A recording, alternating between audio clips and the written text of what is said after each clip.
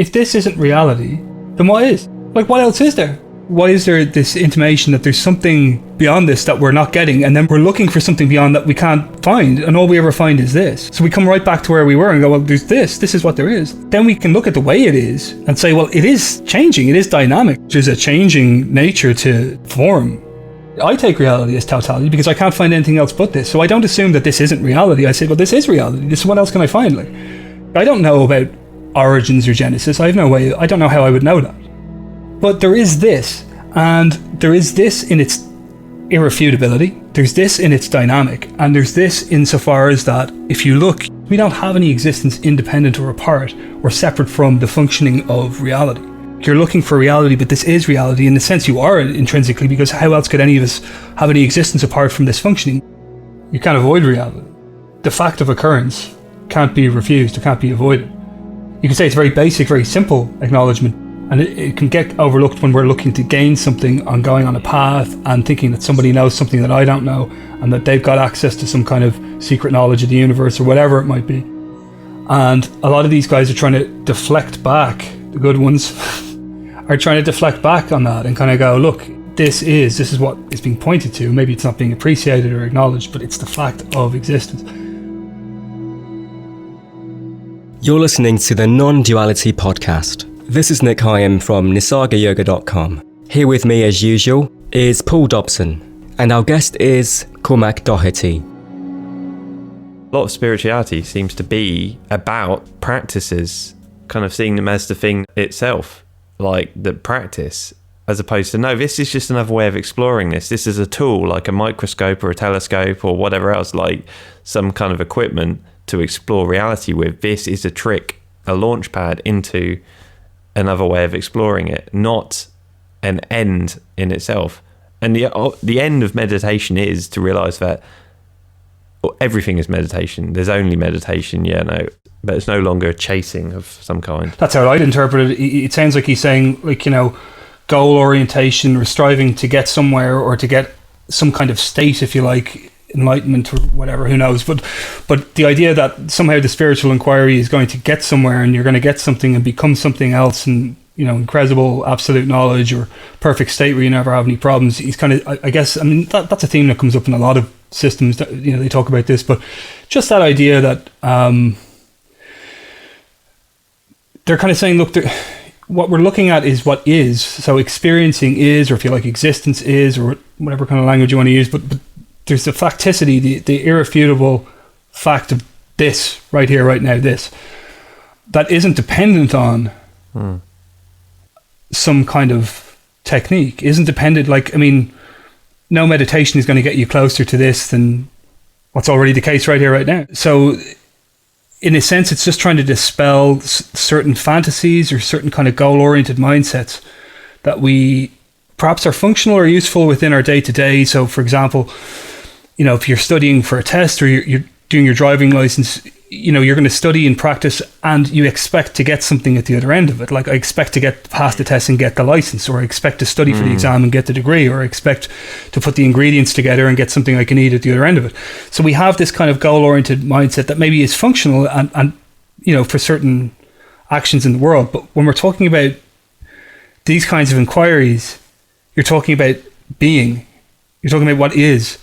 So like having a goal in mind to get where are you going to get to? That's not already this, that's already here. So in a sense that they're trying to say, look, that kind of mindset doesn't apply to this, and that's what's being dismantled to a certain degree. But also the techniques themselves are useful insofar as that they're just trying to point to, if you want a sort of people talk about abiding or resting, different language, but resting in experiencing as it is without a demand for it to be a certain way. Yeah. So as we meditate, if we're drawn to that and to explore it, we're kind of being with the absolute irrefutable immediacy of experiencing exactly as it is, with whatever is showing up. So if there's discomfort or anxiety or stress or joy or whatever kind of tonalities are there, just noticing that, here's sensations, here's textures, here's light, here's all this stuff, and maybe just noticing that all of that stuff is just flowing. Spontaneously is a word that comes up a lot. Spontaneously. So it's just happening. For example, I'm not making the rods and cones of my eyeball. Yeah, like I'm not doing that, or I'm not making hair grow, or I'm not doing this, I'm not doing that. Seeing that this is a spontaneous, natural functioning of nature, life, reality, and just noticing that. It's just an acknowledgement of that. It's nothing more than that, just noticing that. Yeah, absolutely. In meditation, that's what I came to realize after a while, after trying, quote unquote, to meditate. After a while, you get into a state where you realize you're not meditating, you're being meditated. It's like, it's just happening completely by itself. You're not making any of it happen.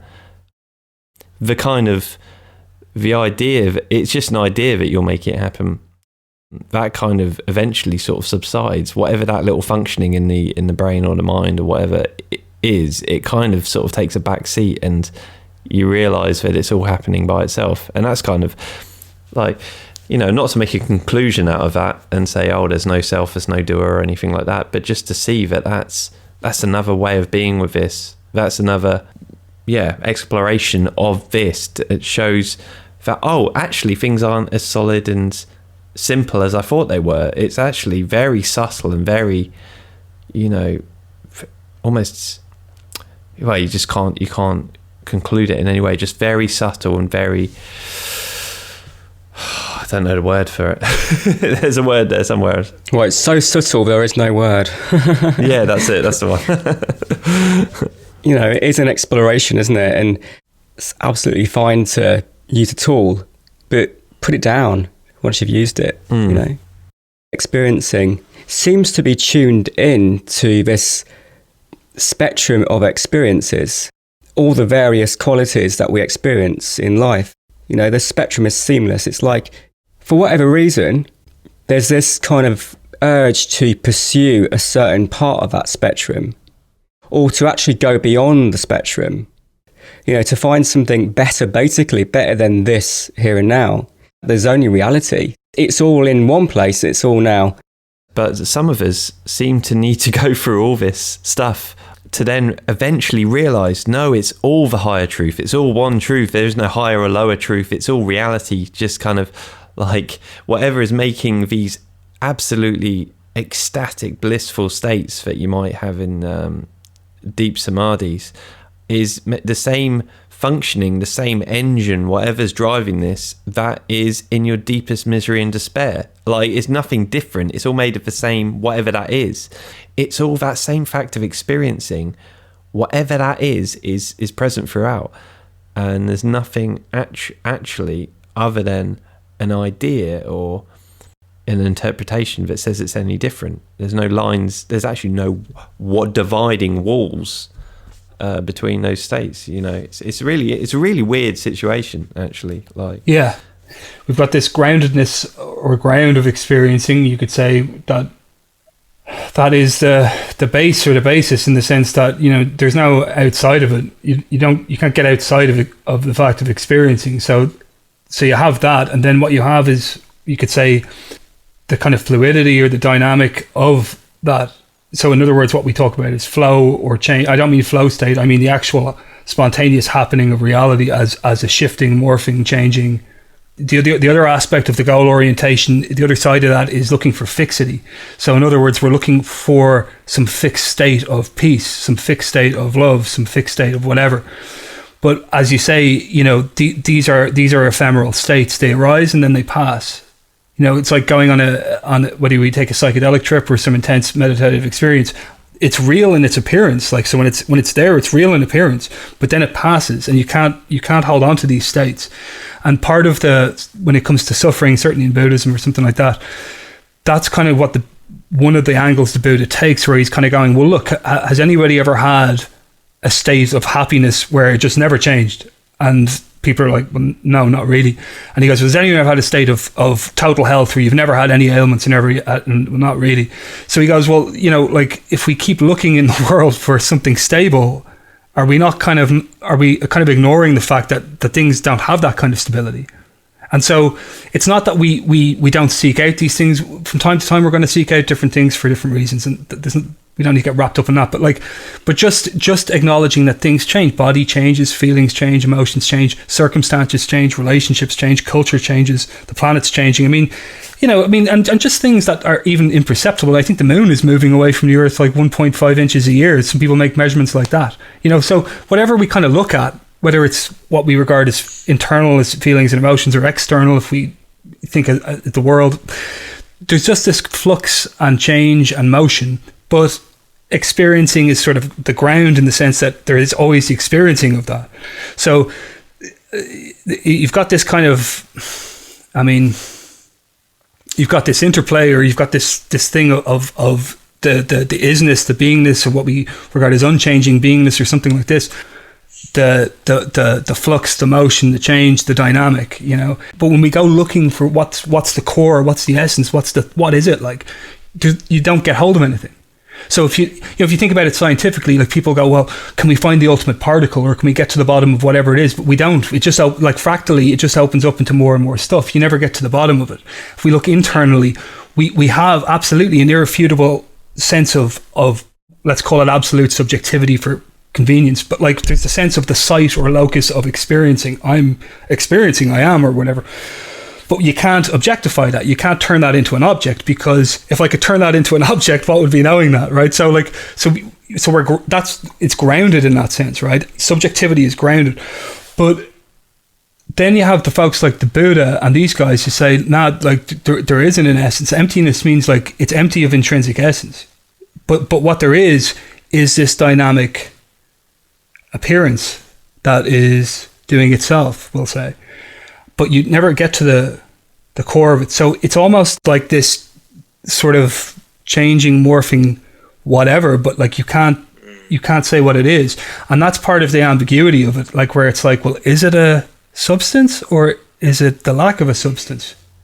Yeah, we only know this, don't we? We have nothing to compare it to. It's like this sensory kind of input of something, of this flowing of something, of energy, or the problem I have is that I only can compare it to words I already know. I can't compare it to a non-experiencing. Like, because we can say, like, here's experiencing right here, right now, this, irrefutable. I think when we look at it and we kind of park the systems and we go, look, here's this. Like, do you know anything but this? Like, have you ever found anything but this? Can you find anything but this? And you realize you can't, and you can't even imagine what it would mean. You can't even imagine something outside of space and time, or outside of event. Like, what does that mean? Like, no, exactly. And there seems to be a spectrum, like there is with everything in all of this appearance, like a spectrum of light, spectrum of sound. There seems to be a spectrum of experiencing. Like, there seems to be a spectrum of subtlety and grossness. So if I take 5-MeO or psychedelics, or manage to sort of drop into a very deep meditative state, it'd be very subtle. But it's not like it's not nothing. It never stops. It's never a vacuum, it's not nothing. It's very subtle, and it's tempting to go, that's the truth, and everything's kind of built on top of this screen of this almost stillness. And it's tempting to say that, and I'm sure people have said that, and we're sure that's probably where some of these philosophies have gone. They've had these extremely still states where nothing is happening, nothing matters, everything is kind of blissful, and the human story is all gone, and it's and it's saying that, oh, that's the real stuff and this is the illusion. But that's where that probably comes from. There's a certain definite feeling that somehow that's a home, or that's somehow in some way, if I was to get into this, some way more true, but I just don't know. It's like, yes, but that, then whatever that is whatever this is. So we're all familiar with the metaphor of the ocean of life or reality and the waves of impermanence, the waves of duality, creations of that substance. Yes, it's a nice way to think about this, but it's still not it. Even if you found that unifying basic substance or essence of life that creates all things, or out of which all things are created, how would you quantify that? There would be no way to describe it, because it's all there is in a way, and it would be impossible to talk about it as an essence, as a material. In Hindu philosophy, they talk about the three gunas, attributes or qualities of the manifest. Maya's palette, So the gunas being rajas, motivity, activity, tamas, ignorance, darkness, dullness, and sattva being clarity, wholeness, purity, harmony, etc. If that was a spectrum, if those gunas are a spectrum, on one level it seems the closer we get towards sattva, the kind of closer we get to those qualities that we desire, that feel like home. So on one level, you can talk about it in that sense. It seems there are conditions that facilitate clear seeing, recognition, expansion, which is why a lot of spiritual systems focus on cultivating more sattva. But again, that quality of harmony, clarity, openness, it's not the end in itself. It's not that sattva is more reality than tamas or rajas. It's that these three are flavors of reality, which on a relative level either contract or expand the focusing of experiencing or awareness. But here's the paradox. Experiencing or awareness can't really be limited. And why does it seem as if it can? Well, that's I don't know. Why is it that we seem to experience life as a focal point, detached from life? Perhaps there is no why. And this is where we can get into questions of illusion. Yes. If you go right to the absolute core teaching, so to speak, of those traditions, they do seem to bring nirvana and samsara are one, you know. Experiencing is real in appearance. Like, you can't refute it. So if you want to call it being, I mean, here's being. You can't say there's not being. There's what is. I mean, whatever label you want to put on it, but there is what is.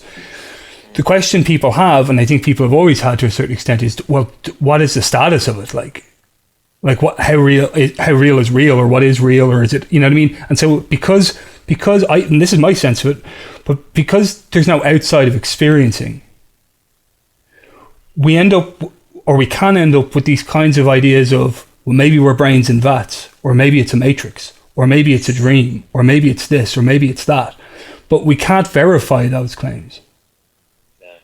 And that's part of why we have this kind of, like, even someone like Kant was saying, like, there's the thing in itself, but we can't know the thing in itself. But then people come along and go, well, how do you know there is a thing in itself then?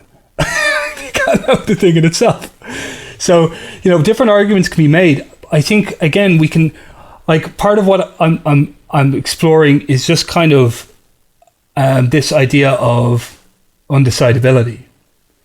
And that's where we get into ataraxia, because we go, well, I don't know. And if I don't know, I'm not really troubled by things that, like, if I can't resolve it and you can't resolve it, and who's going to resolve it? Like, yet at the same time, we are it and know it directly in kind of a different way. Like, it's difficult to say how that is, because I can't really put it into words. I don't want to take psychedelic experiences as some type of truth. It's not what I'm trying to advocate here, but there is states I've had in psychedelic, peak level psychedelic experiences where none of this questioning kind of matters. It's all kind of disappeared, and it's like, it's all very, very obvious, but in a way that I can't possibly intellectualize or comprehend in any way in, let's say, this mode that I'm in right now. I just can't even. It almost fades away like a dream when I'm back, like to sober levels. It's a very, so there is that sort of aspect of it. It's like, oh right, I am this, and it's all obvious, and what is, but what it is, I can't say. It's like, so even if we say, let's, like you were saying, like, are we brains in vats? Or, like, people would say, are we in the matrix or something like that? It's like, that used to be kind of a fear that maybe that is what I am. I start thinking about it, but now it's kind of like, well, if I am that, first of all, I can't do anything about it, and secondly, whatever that is, what is the truth of that? What's behind that? What's behind that? And what is that plugged into? Whatever that's plugged into is actually what I ultimately am. Not a brain in a vat. I'm plugged into whatever's the brain in a vat's plugged into. So like, and so in doing that, you see, we get rid of the problem of well, if it is an illusion, it's a real illusion, and exactly as you say, you can't do anything about it. So what's the problem? It's like people come along with illusionism and say, well, it's all just the brain, and the brain's generating it as an hallucination. Oh, so what? Like what else is there? Like, so I mean, if it is what the way that it ultimately is, who's going to have an objective viewpoint of reality to confirm that to any of us? That's it. And so at that point, we're going, right, fine, we level the playing field. There's what there is, and you and me verify what you can verify without kind of entertaining, well, maybe this is all and I need to get somewhere else because this isn't good enough. Is that a form of escapism? Are we then just kind of going like, well, you know, whatever, the world's just a dream, it doesn't matter, blah, blah, blah, blah, because I know that actually there's a super cosmic reality. It can only be mental escapism, can't it? Yeah. A mental fantasy, like here and now. Yeah. Without having to get into, well, it's all a dream. It's all just a dream. Like, you know, and we're dream objects in the mind of Brahman or something like that. Okay, but why? Why is Brahman dreaming this then? Well, there's no answer to that because it gets delight out of it. Well, how do you know that? You know, so I mean, like, you know, like there's that. It's very seductive to get an answer that feels like, oh, I figured it out. Brahman's dreaming us. We're dream objects, you know. But at the same time, there's something kind of like, well, what's the implication of that? Am I going to go around and say, deny, you know, what's going on? Well, it's just, there's not suffering. The suffering is just a dream. There's the sense that what is here right now is unreality. It doesn't feel right. It's not okay. I want to find reality because reality is home, to transcend what is here, to get to something pure, something vast and absolute. That desire and that search takes the form of, I want to find peace, I want to find love, I want to find whatever it is. So then it becomes an object. If there wasn't unreality, it's that. It's those fantasies of what isn't here yet. A movement away is the denial of what is here. If you want to find reality, then look to what is actual, because what is actual is factual. It has the taste, you could say, of reality. What is actual is real. Exactly. Like if this isn't reality, then what is? Like, what else is there? Yeah. You know, we can have ideas and speculations about metaphysical this and whatever. And I'm not saying that's to neither explore or not explore, but we just consider what we're being told or what we're listening to or whatever. And what's wrong with this? Or like, why is this not reality? Why is there this intimation that there's something beyond this that we're not getting, and then we're looking for something beyond that we can't find, and all we ever find is this. So we come right back to where we were and go, well, there's this is what there is. Now then we can look at the way it is and say, well, it is changing, it is dynamic. I mean, there's, I mean, whatever way we want to define time, some people say there's no time, some people say time's like this and it goes backwards and forwards and whatever, but the point is that there is this, and we acknowledge there's a changing nature to the form, to the body. Let's take reality as totality. I take reality as totality because I can't find anything else but this. So I don't assume that this isn't reality. I say, well, this is reality. This is, what else can I find? Like, the question is like I don't know about origins or genesis. I have no way. I don't know how I would know that. But there is this, and there is this in its irrefutability. There's this in its dynamic, and there's this insofar as that if you look, we don't have any existence independent or apart or separate from the functioning of reality, of existence, right? Like, you're looking for reality, but this is reality. In the sense, you are intrinsically, because how else could any of us have any existence apart from this functioning? Yeah, and that's not a philosophy. It's just the noticing of what is here and now. And the invitation is always to inquire for yourself, not to take our word for it or anyone else's word for it. Here, whatever this is where it seems we get to play and explore and test out and to feel and go through all the emotions and go through all the whole spectrum of experience, from light to dark, from dense to soft, fragmentation to wholeness, manifestation to the unmanifest, contraction to expansion.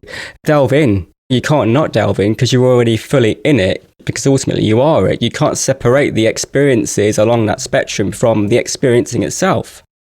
There is something about like making peace, as it were, with that spectrum of experience, because the package deal is that you get the rough with the smooth, you get the light with the dark, you get the pain with the bliss.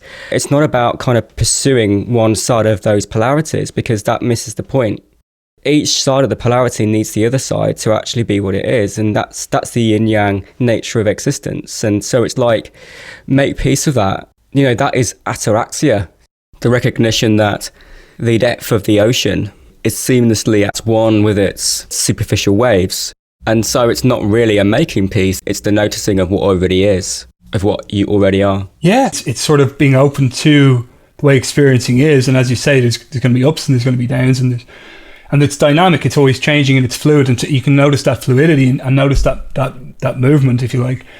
And so the demands and the fixations and wanting to concretize it and say it has to be like this, and I have to have my life like this, and there's an ungraspability there and an unpredictability to it. Like of course we try to make models and plans and all these kinds of things, but eventually you see that these kinds of things don't always work out, or you used to think this but now you think that, or whatever.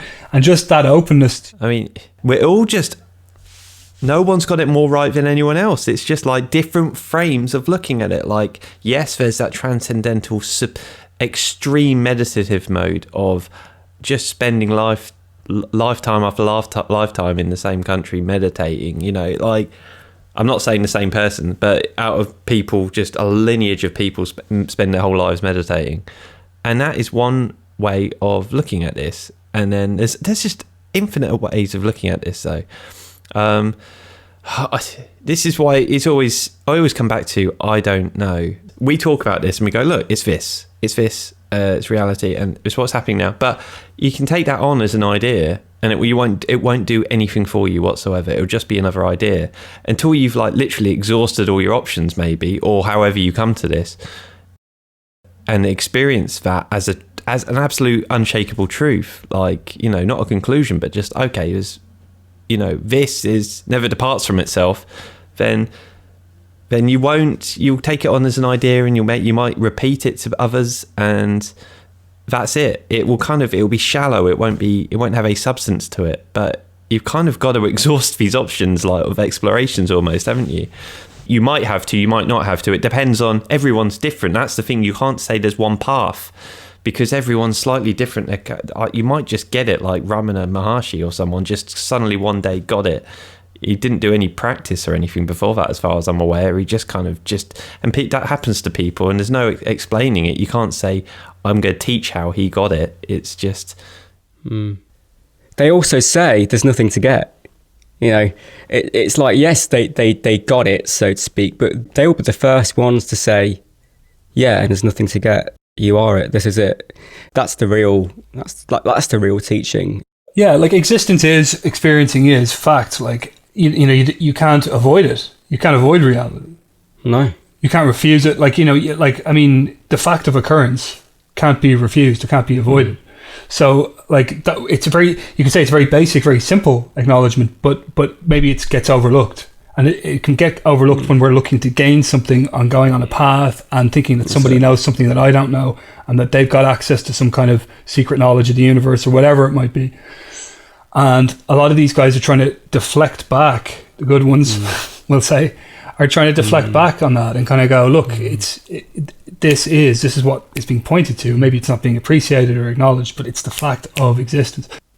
And in what way could you exist independently, separate or apart from that? And maybe you realize, I don't know how I could exist separate, independent or apart of that, autonomously or something or whatever. It's like you set off, like as you were saying earlier, Nick, you kind of set off looking for some kind of truth or something to figure out about what the ground or basis is for this, and you think maybe this system knows, maybe this system knows.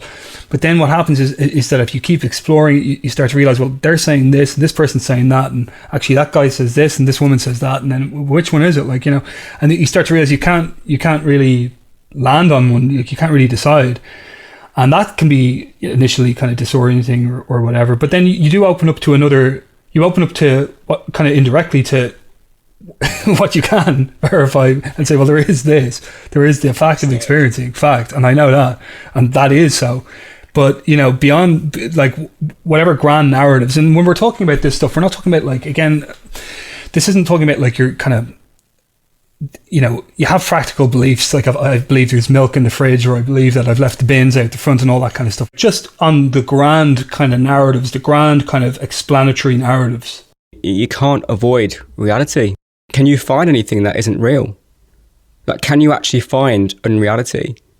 That's the real question, because we can talk about searching for reality, but actually, can you find anything that isn't real? Wherever you are, whatever you're doing, whatever's happening, is any of that unreal?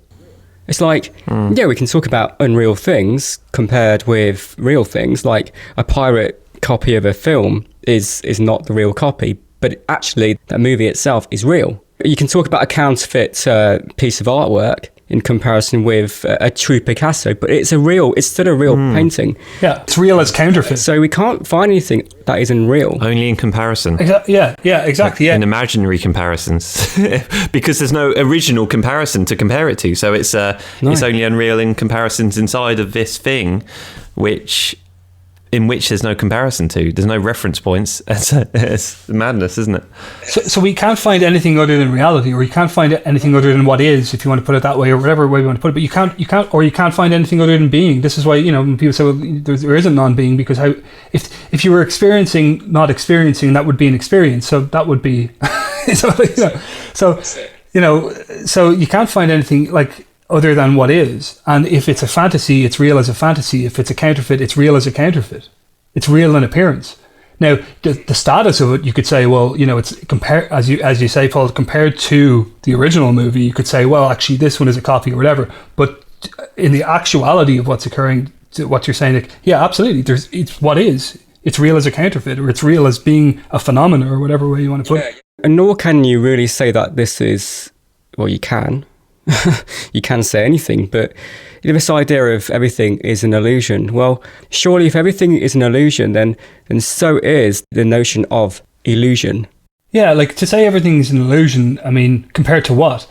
And then also, like, if everything's an illusion, and that's what, as you say, that's what there is, then, well, then it's a real illusion, because that's what there is. Even if it is, like, what else is there? So that's what we got. Well, you could say a dream is an illusion, but it's a real experience. It's a real experience while it's happening, and that is the same for everything. It's funny where this leaves you is in a really funny place. Humans have been making this up as they go along this whole time. Like, nobody knows anything, and we're just making this shit up. Like, it's like, oh, it's an illusion, it's not an illusion, there's God up there, there's no God. It's like, which one do you want to pick? It's like a menu of a million different options of your ideas of reality, and nobody has a clue. They just make it up as they go along. Right. And which one do you like the sound of? Yeah, and then we can exactly right, and then we can open up to looking at a lot of these things in different ways. There's a couple of schools on this that have a view on this, right? One say something like, well, it's what they call like teleological, right? So the idea that all of our knowledge is going somewhere, that all of our science and all of our whatever, we're all converging into some kind of thing where we're going to figure out everything, right? That's one kind of view, right? Another kind of view is, well, you can't really say that, because kind of the point we just made there is that when you start looking at all these systems, and even if you look at scientific theories, you see that they change, and that we used to think matter was this, but now we think it's that. We didn't know there was radio waves in the 700s or 1700s, now we know there is, and we have different ideas. Okay, fine. Can we look at another line of thought is, well, maybe we look at these more as kind of like music, like creative kind of ways of being in the world. Maybe they bring some kind of, maybe they're useful and helpful in a certain way. Maybe they're not so useful and we get rid of them and go, well, not anymore. Maybe at one point it made sense, but now it doesn't. So then we look at something else, and there's this kind of active participatory engagement with experience as it is in the real conditions as they're given, to the way we are with it. So rather than making exotic claims that maybe we can or can't verify, we kind of park that and go, okay, maybe not, but here we are. And you know what, there's bills to pay and there's things going on in the world. Do I really want to go around saying it's a dream and live in a dreamland and tell is that what I want to be doing? Or really, do I want to just be with this as it is? And the idea of surfing or skiing or something like that is a nice idea, because it's movement within movement. Like, there's the actual movement of experiencing reality itself, and then the engagement with it and looking at different things and exploring different avenues without actually arriving anywhere. Yeah. Surfing a never-ending wave of reality. Yeah. It's not about like having the ultimate right knowledge or something like that. It's seeing knowledge as sort of instrumental or viable for doing certain things. Beliefs maybe function in certain ways until they don't, and then you move on, you find something else or whatever. You explore something else rather than trying to get somewhere. Actually, all of this is just functioning, whether we can explain it or not. And it's just noticing that, wow, like here's all this incredible, complex, fathomless functioning just functioning. It's like the chick coming out of an egg. It might be very comfortable inside of the egg, like, you know, but just too much to stay inside the egg, and it just goes, I'm just going to have to burst out of it. And that's kind of maybe how humanity is. It's just... Isn't it interesting how we look out into nature, the natural world, and we talk about that natural intelligence, you know, we sort of marvel at it, whereas we don't have the same appreciation of humanity. Like, humanity is not natural. Humanity is messy. Humanity is unreal in a way. Looking at nature has always been and remains one of the best ways to kind of look at the system of, you know, of what's here, because here's natural functioning that's not contrived or constructed through our minds to say, you know, well, I think this is here and this is made of this and all these components. There's just the givenness of the way that it is and its natural functioning. It all fits together in this perfect kind of cosmic puzzle. You know, everything is inherently perfect in itself as it is. You know, it's the perfect expression of what it is in itself and in relation to the whole system as well. So it's just everything's perfect, and then there's the perfection of that thing intrinsically, and it's just perfect throughout, but not perfect in our usual understandings of the word perfect. And you could say it's all inevitable, because actually it is. It all has a place, basically. It all seems to have a place. I mean, that is something I can verify. All of what is here seems to have a rightful place. You may not want, you know, to lose your job, or you may not want to have this or that, but like, they're no less part of what is. All of this is contained. All of it's totally allowed to be as it is.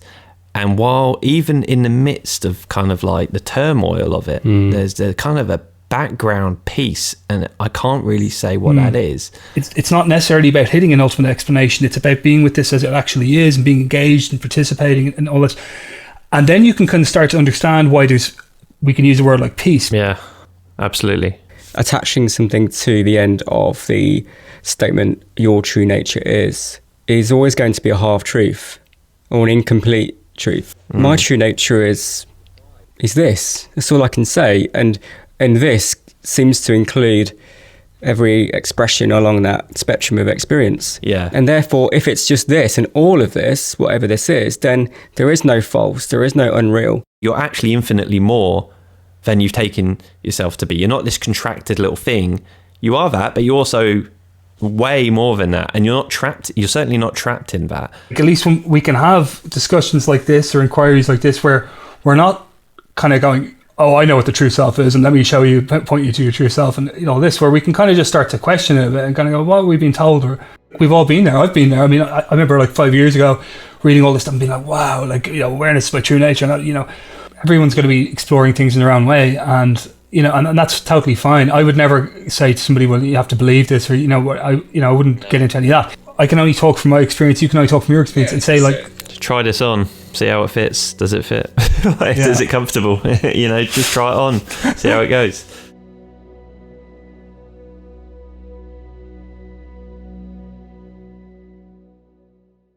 You know what's going to happen, don't you? Cormac's going to start spitting profound truths again, and then just like an existential rapper. Here's experiencing right here, right now. This. No meditation is going to get you closer to this. MC existence. You're feeling Empty existence. Form is emptiness and emptiness is form. Dropping bombs. Truth bombs. Dropping truth bombs.